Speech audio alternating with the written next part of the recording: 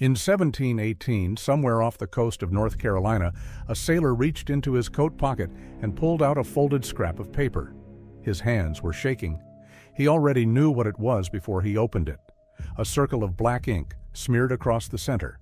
No words, no explanation, just a dark, ugly stain on a torn piece of parchment. He looked up at the crew standing around him. Nobody said a thing. They didn't have to. That mark meant one thing, and every man on that ship knew exactly what it was. He had just been handed a death sentence. Now imagine a world where your entire fate could be sealed by a piece of paper smaller than your palm. No trial, no judge, no appeal.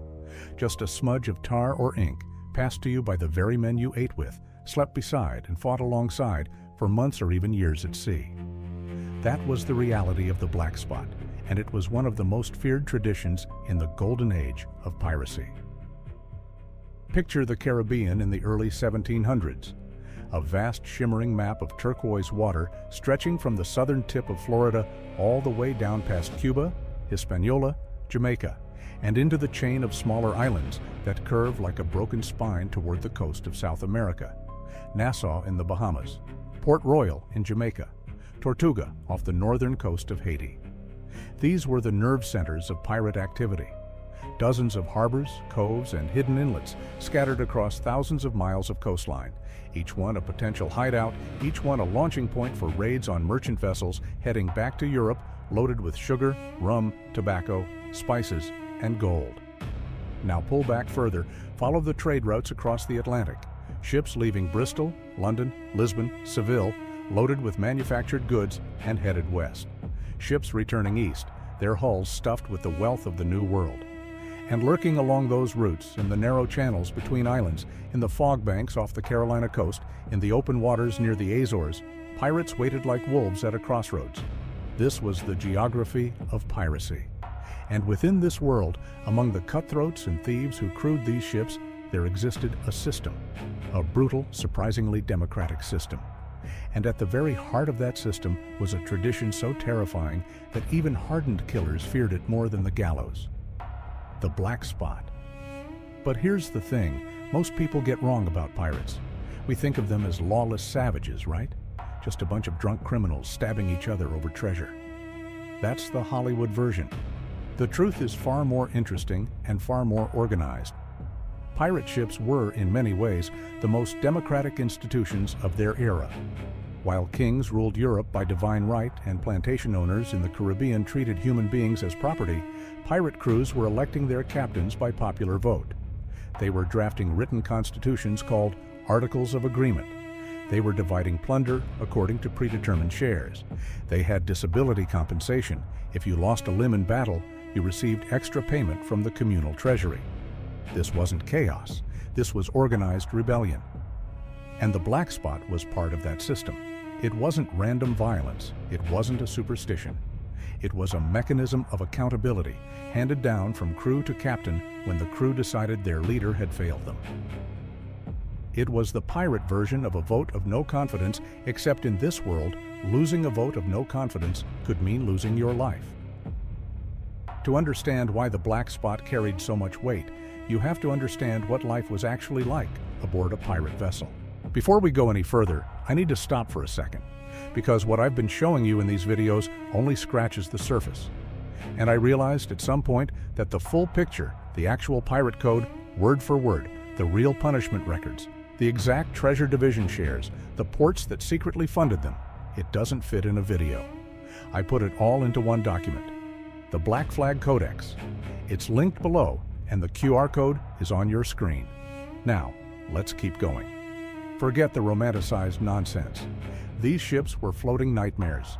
A typical pirate ship in the early 1700s carried anywhere from 75 to 200 men crammed into a wooden vessel roughly 100 feet long. Below deck, the ceiling was so low that most men couldn't stand upright. The air was thick with the stench of unwashed bodies, bilge water, rotting food, and human waste. Rats were everywhere. So were lice, fleas, and cockroaches. Fresh water was rationed and often turned green within weeks. Food was hardtack biscuits riddled with weevils and salted meat so tough it had to be soaked for hours before you could chew it. Disease killed more pirates than combat ever did.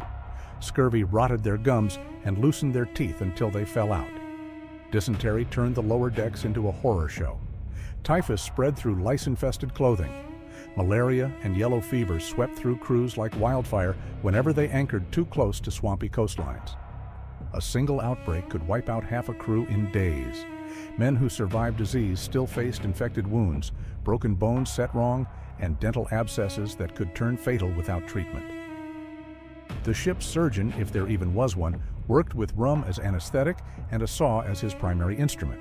And on top of all of this, there was the constant threat of violence, not just from enemy ships or Navy patrols, but from each other. Put 150 armed, desperate men on a floating wooden box for months at a time with limited food, limited water, and limited patience, and you get a pressure cooker. Arguments over stolen rations, accusations of cheating at cards, grudges from old slights. Every day was a balancing act between cooperation and murder. This is why the Articles of Agreement existed. They were the glue that held everything together. Before a pirate crew ever set sail, every man signed a document that spelled out the rules. How plunder would be divided, what behaviors were punishable, what the captain's authority actually was. What happened if someone broke the code? And this is the part that matters. In the Royal Navy, a captain's authority was absolute and backed by the full force of the British Empire. Disobey a naval captain and you'd be flogged, keel-hauled, or hanged from the yardarm. But on a pirate ship, the captain served at the pleasure of the crew. He was elected. He could be removed. And the mechanism for removal was the black spot. The process itself was deceptively simple. When enough members of the crew decided the captain had to go, they would take a piece of paper, sometimes a page torn from a Bible, sometimes just a scrap of canvas, and blacken one side with ink, tar, soot, or charcoal. This was then folded and delivered to the captain, often placed in his hand, sometimes slipped under his cabin door, occasionally left on his plate at mealtime. The message was unmistakable. Your time is up. Step down or face the consequences. Now, receiving the black spot didn't automatically mean death. In theory, a captain who received it had the right to address the crew and defend his actions. He could argue his case. He could promise changes. He could try to rally enough supporters to overturn the vote. But in practice, by the time a crew had reached the point of issuing a black spot, the decision was usually already made. The politicking, the whispered conversations, the secret meetings below deck, all of that had already happened. The black spot was the formality at the end of a process, not the beginning, and the consequences of receiving one were severe. At best, the captain was deposed, stripped of his authority, reduced to a common sailor, sometimes marooned on a deserted island with a pistol, a bottle of water, and a day's worth of food. Marooning was considered almost worse than death. You were left on a sandbar or a tiny island, sometimes no more than a strip of sand with a single palm tree, and expected to either find rescue or end your own life with the single shot you'd been given. The pistol wasn't a weapon, it was a mercy. Most marooned men never saw another human face again. At worst, he was killed on the spot, thrown overboard in open water miles from shore, shot through the back of the head, stabbed on the quarterdeck in front of the entire crew. There are accounts of deposed pirate captains being tied to the mast and left to die of exposure, baking under the Caribbean sun for days, while their former crew sailed the ship around them as if nothing had changed. The brutality of this system makes more sense when you consider what kind of failures would trigger a black spot in the first place. This wasn't about personality conflicts. This was about survival. A captain might receive the black spot for leading the crew into a failed attack that cost lives, for hoarding plunder instead of dividing it fairly, for showing cowardice in battle, for making navigational decisions that left the ship becalmed in open water with dwindling supplies, for cruelty that crossed even pirate standards of acceptable violence. One of the most famous cases involved Edward Teach, better known as Blackbeard. Now, Blackbeard is one of those figures who has been so thoroughly mythologized that separating fact from fiction is nearly impossible. But what we do know is this. By 1718, Blackbeard commanded a small fleet operating out of the Outer Banks of North Carolina. He had cultivated a terrifying reputation, braiding slow-burning fuses into his beard so that his face was wreathed in smoke during battle.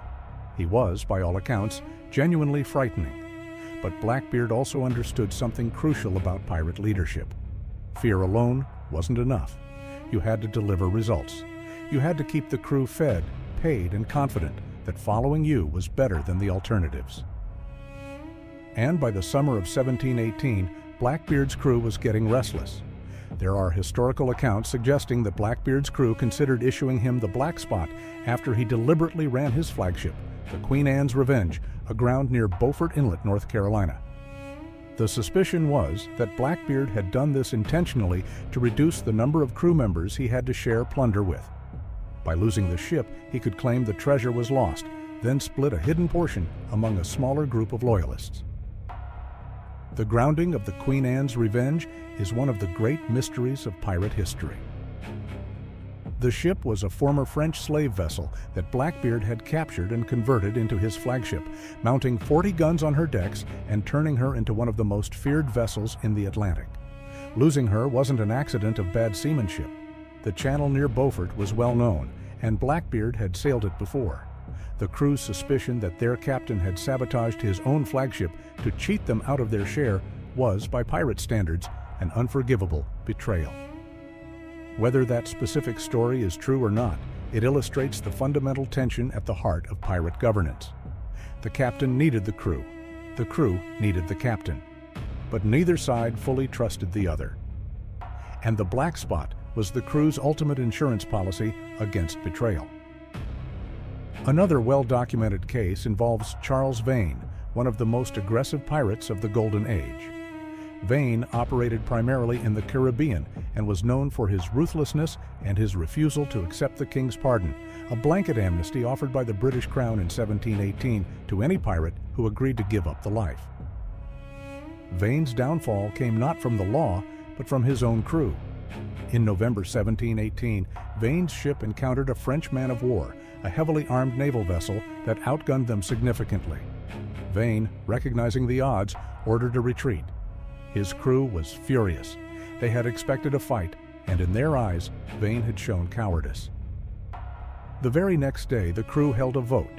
Vane was deposed as captain and replaced by his quartermaster, a man named Calico Jack Rackham. Vane was given a small sloop and a handful of loyal followers and sent on his way. The black spot in all but name. A captain judged, found wanting, and stripped of everything. Vane's story didn't end well. He continued pirating with his diminished crew, was eventually shipwrecked, captured by the British, and hanged in Port Royal, Jamaica in 1721. His body was left hanging in a gibbet as a warning to others. But Vane's deposition reveals something important about the black spot tradition. It wasn't about personal loyalty or affection, it was about competence. The crew's survival depended on the captain's ability to make good decisions under pressure. A captain who couldn't identify a winnable fight from a suicidal one was a liability. A captain who couldn't navigate was a death sentence for everyone on board. A captain who stole from his own crew was worse than the enemy. The democratic nature of pirate governance is one of the most fascinating aspects of this entire era, and the black spot sits right at the center of it. Consider the contrast with legitimate society at the time. In the early 1700s, England was ruled by a monarchy.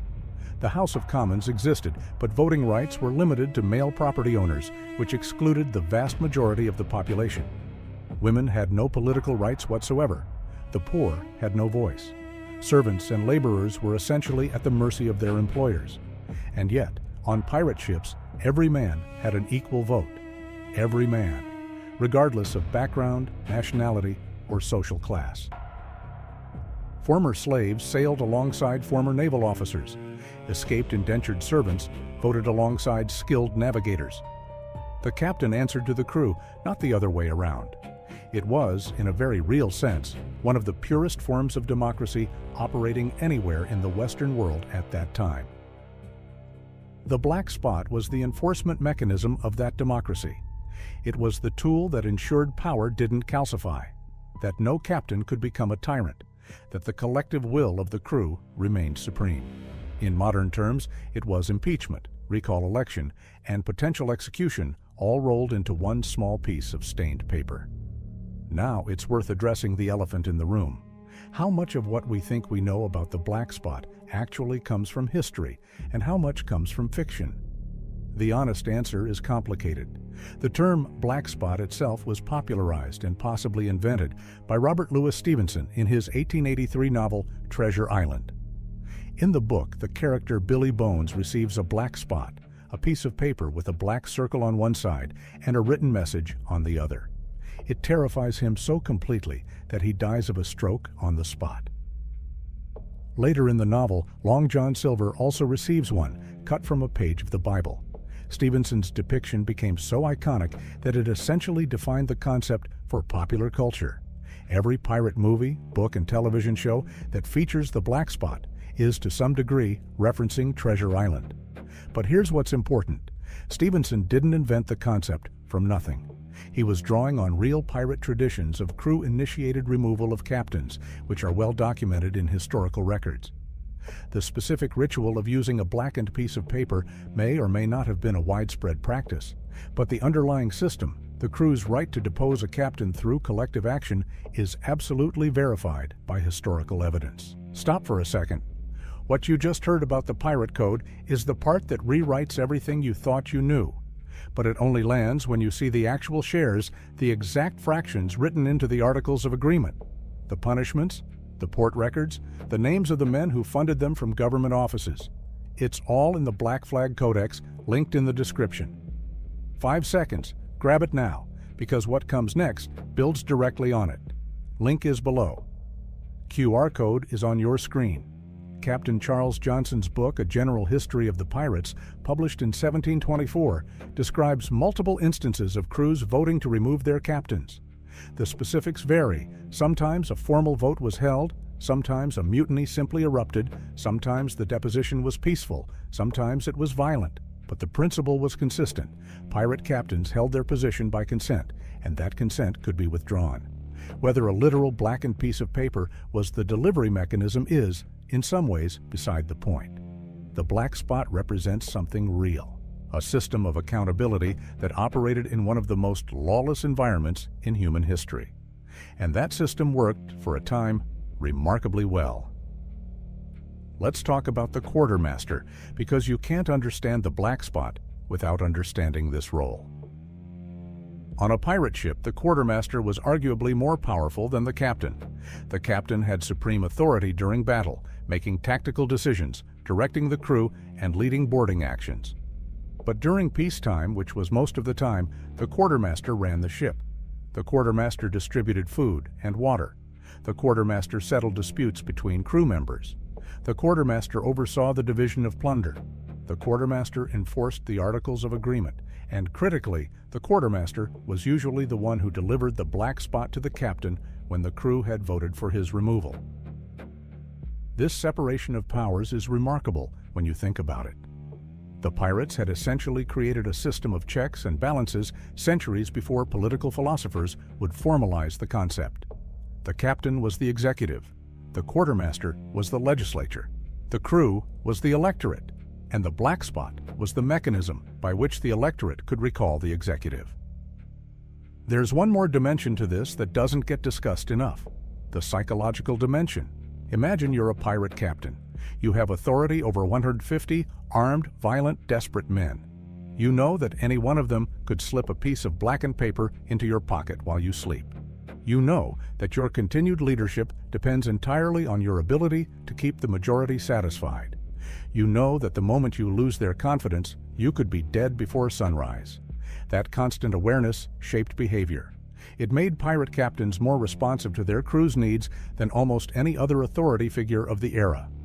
A captain who wanted to stay alive listened to complaints, addressed grievances, made sure plunder was divided fairly, made sure food and water were distributed equitably, because the alternative wasn't losing an election. The alternative was a knife in the dark.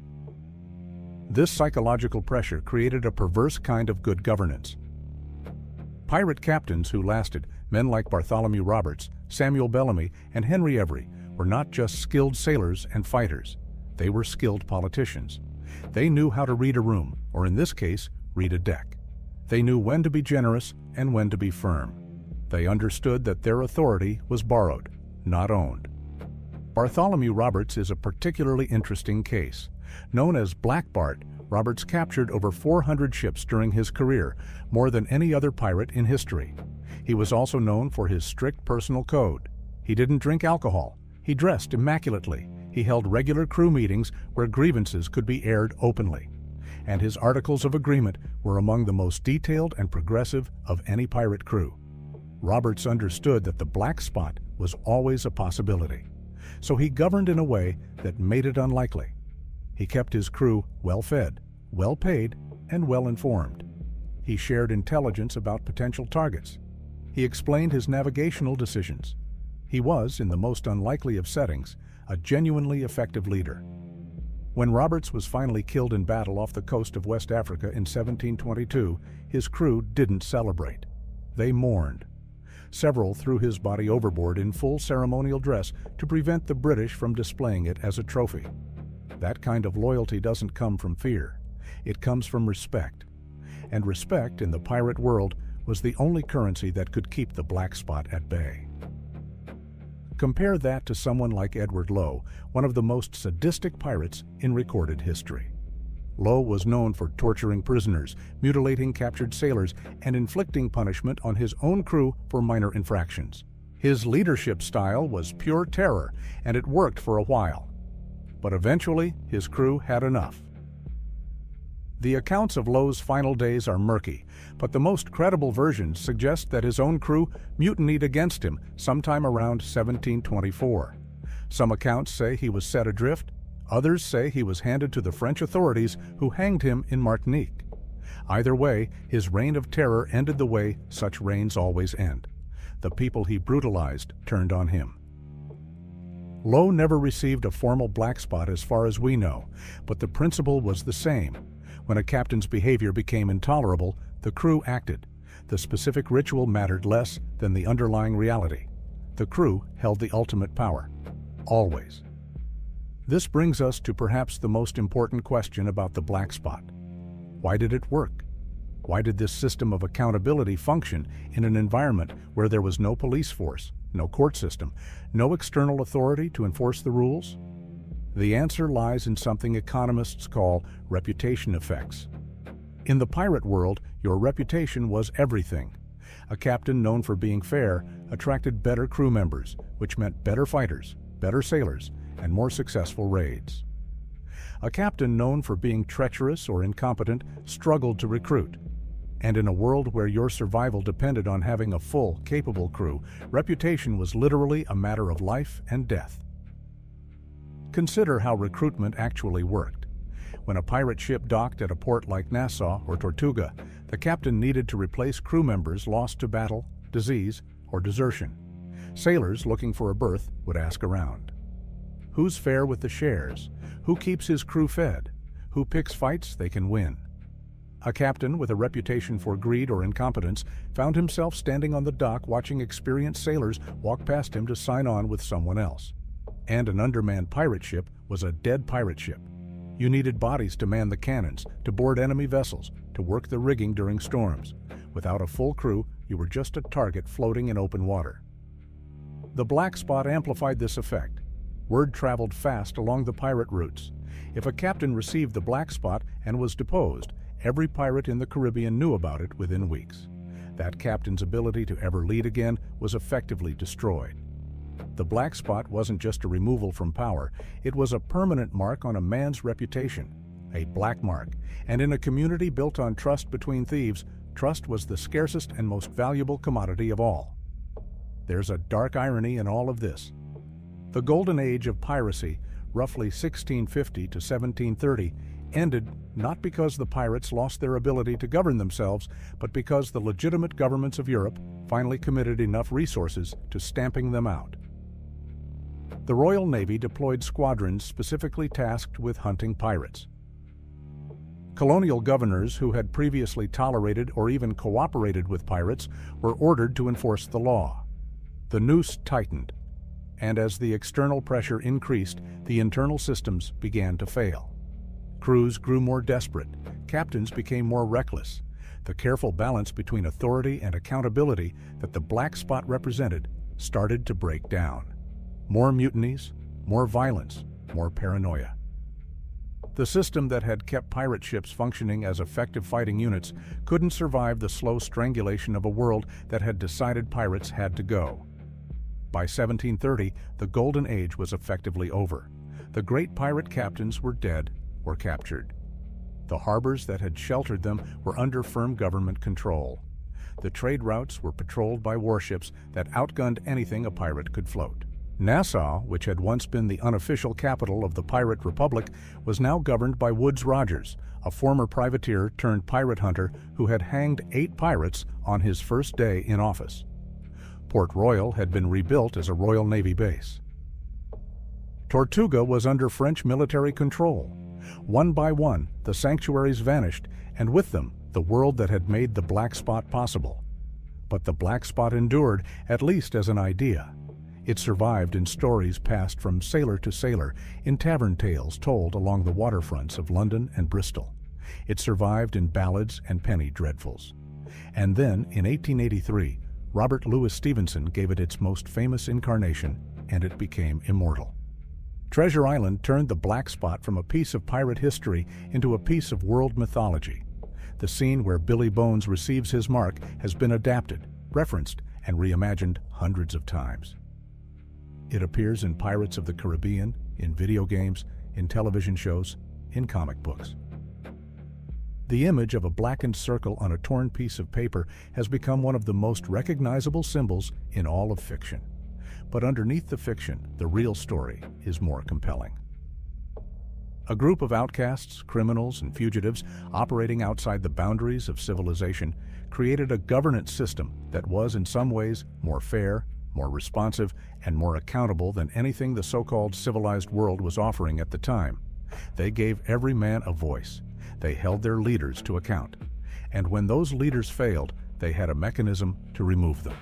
The black spot was that mechanism. Simple, brutal, effective. Was it perfect? Obviously not. The same system that enabled accountability also enabled mob rule. Capable captains were sometimes deposed by cowardly crews who didn't want to fight. Good leaders were occasionally removed because of personal vendettas rather than genuine failures. The line between justice and mutiny was often impossible to distinguish. But the fact that it existed at all, in that time, in that place, among those people, tells us something important about human nature. Even in the most extreme circumstances, even among people society had completely written off, there was a drive toward fairness, toward collective governance, toward the idea that power should answer to the people it serves. The black spot wasn't just a pirate tradition, it was a statement, a declaration that no one, no matter how powerful, how feared, or how ruthless, is above the judgment of those they lead. 300 years later, that idea is still terrifying. And it should be, because the best leaders in any era are the ones who govern as if a black spot might be waiting in their pocket tomorrow morning. That's the real legacy of the black spot, not the ink-stained paper, not the fictional scenes in novels and movies. The principle, the idea that authority is earned, maintained through competence and fairness, and can be revoked by the people who granted it. Pirates understood this better than most kings ever did. And that might be the most surprising thing about the Golden Age of Piracy. Not the treasure, not the battles, not the skull and crossbones flying over the Caribbean. The most surprising thing is that a bunch of thieves, murderers, and outcasts figured out something about governance that the rest of the world is still struggling with today.